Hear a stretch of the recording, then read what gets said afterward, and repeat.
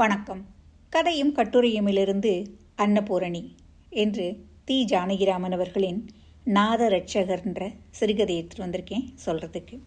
கதையை வாசிக்கட்டுமா? உப்பிலி வீட்டு வாசலில் கார் வந்து நிற்குது. கதவு திறக்குது. சத்தம் கேட்குது. தட்டு சுத்து வேற்றி, சட்டை போடாத வெத்து உடம்பு, தோளில் சின்ன சின்ன கட்டம் போட்ட சிவப்பு காசி துண்டு, தலையில் குடுமி, முன்பக்கம் சவரம் பண்ணாது பெண் பிள்ளை போல் நெத்தியிலேருந்து வாரி சீவப்பட்ட தலைமுடி, அதில் அங்கே இங்கேயும் நரை, நெத்தியில் குங்குமம், குங்குமத்துக்கு கீழே துளி சந்தன பொறுக்கு, வேர்வையில் கருத்த பூநூல், கையில் ஒரு பையோடு இறங்குறாரு. தின்ன பக்கம் வர்றாரு. என்ன, என்னை பார்த்தா தெரியலையா? கோவிந்தன். கோவிந்தனா?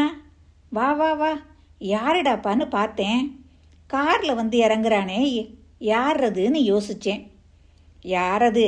சட்டை கூட இல்லாமல் நினச்சிருப்பீங்க. இது சொந்த காரு இல்லை.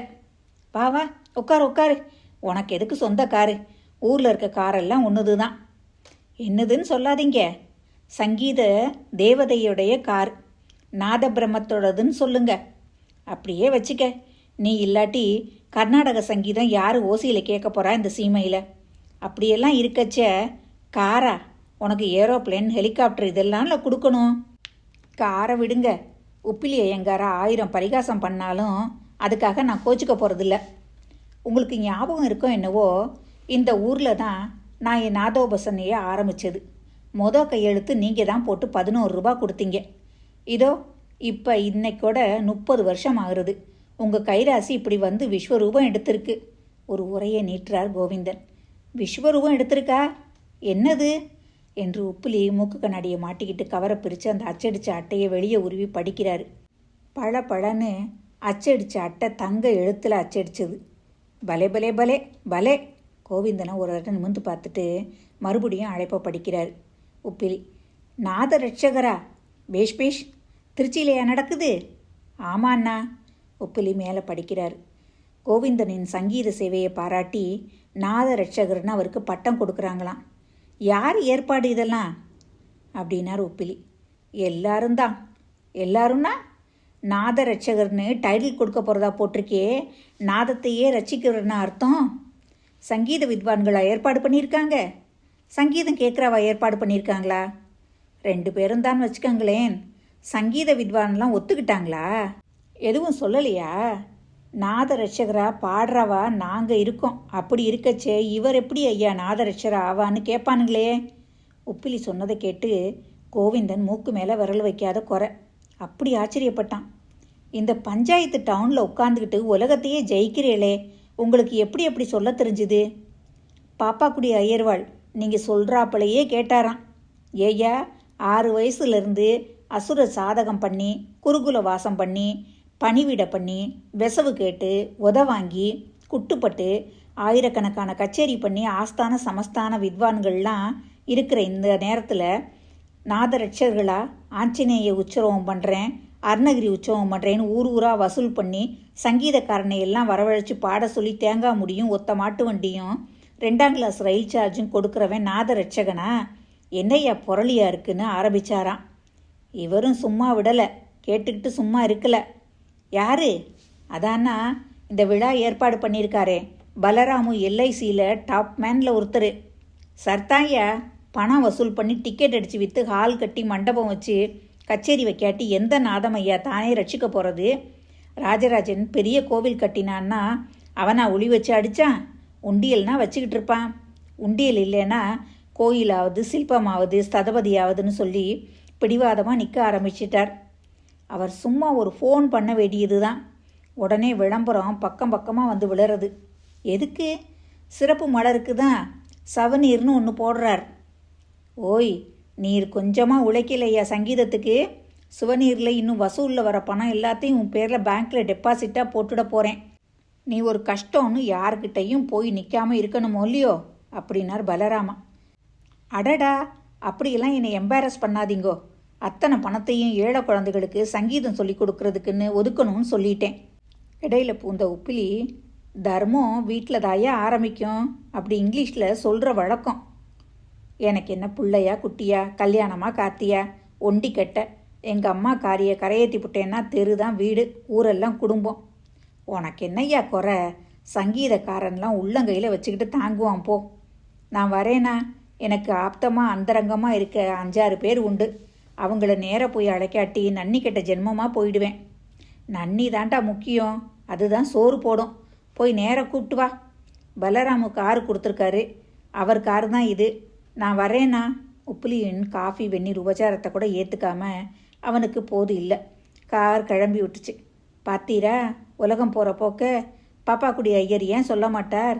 இவன் நாதத்தை ரசிக்கிறானா, அதுக்கு எல்ஐசிக்காரன் ஒருத்தன் பெரிய புள்ளியான், அவன் பதிலடி கொடுத்தானான்.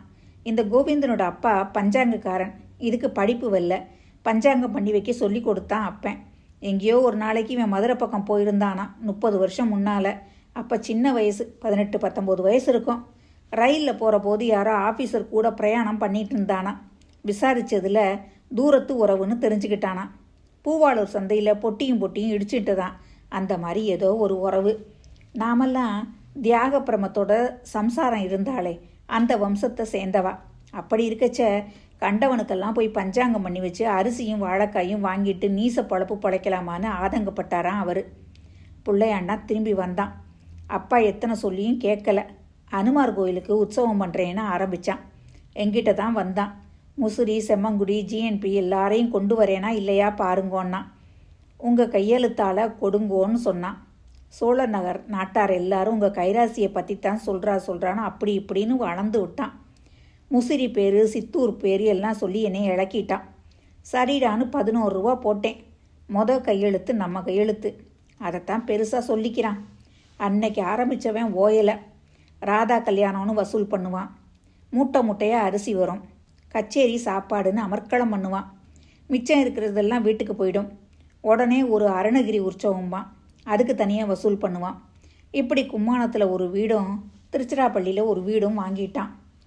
முன்னெல்லாம் கோவிந்துன்னு பெரிய வித்வானெல்லாம் கூப்பிடுவா. இப்போ என்னமோ குருஜின்னு கூப்பிடுறான். பெரிய பெரிய வித்வானெல்லாம் கூட என்னன்னே புரியலை, ஒரு நாளைக்கு ஒரு இடத்துல இருக்க மாட்டான். எங்கெல்லாம் திருவிழா உற்சவமோ அதுக்கெல்லாம் அழைப்பும். பெங்களூர், மைசூர், திருவனந்தபுரம், விஜயவாடா, ஹைதராபாத்து, கல்கத்தா, பம்பாய் போன்ற இடத்துலெல்லாம் வித்வான்களோட படுக்கை சாப்பாடு. இந்த சமயத்தில் தான் உப்பிலியின் அண்ணன் மகன் சீமாண்டி வந்தான். வாயில் வெத்தலை, சீவல் அரைக்குது. யார் சித்தப்பா? கோவிந்து மாதிரி இருந்ததே, கார்லையா வந்திருந்தான்? ஆமாண்டா, கோவிந்து தான். அவன் சங்கீத சேவை 30 வருஷமாக பண்ணுறானா. அதுக்காக நாதரட்சகர்னு டைட்டில் கொடுக்க போகிறாளாம் திருச்சியில். என்னது, நாதரட்சகனா? தேவலியே. நீங்களும் வரணும்னு என்னை கூப்பிட வந்தான். நான் தான் முதல்ல 11 ரூபா போட்டேன்னா 30 வருஷம் முன்னால். அவன் அனுமார் கோயில் உற்சவம் ஆரம்பித்த போது அதை நினச்சிட்டு காரை எடுத்துகிட்டு ஓடி வந்திருக்கான். என்ன உச்சி கொட்டுற? உன் சிண்டிலையும் பூச்சுத்த வரான் பாரு ஒருத்தன். என்ன பூச்சுத்திட்டான் என் சிண்டில்? இதே காரில் தான் நேற்றுக்கு கடத்தெருவில் கோபாலசாமி கடையில் சொல்லிக்கிட்டு இருந்தான். அவர் தான் முதல்ல 10 ரூபா போட்டாராம். போன வாரமும் வந்திருந்தான். சாலிய தெருவுக்கு சீது செட்டியார்கிட்ட தான். நீங்கள் தான் முதல்ல கையெழுத்து போட்டேல்னு 400 ரூபா ஒரு பக்கத்துக்குன்னு அட்வர்டைஸ்மெண்ட் வாங்கிட்டு போனான். உங்ககிட்ட ஏதாவது வாங்கிட்டு போனான் நான் டொனேஷன்னு? என்கிட்ட ஏன்டா வர்றான்?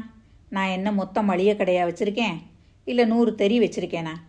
நிஜமாவே என்கிட்ட தான் முதல்ல 11 ரூபா வாங்கிட்டு ஆஞ்சநேய உற்சவம் ஆரம்பித்தான் அந்த காலத்தில். நீ வெறுமனை கேட்டால் கொடுப்பியா?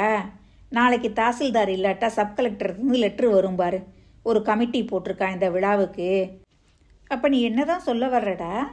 சப் கலெக்டர்கிட்டருந்து சிபாரிசு கடிதாசி வரும், என்கிட்ட 200-300 ரூபா பிடிங்கிட்டு போப்பாரான். அவ்வளவுதானே?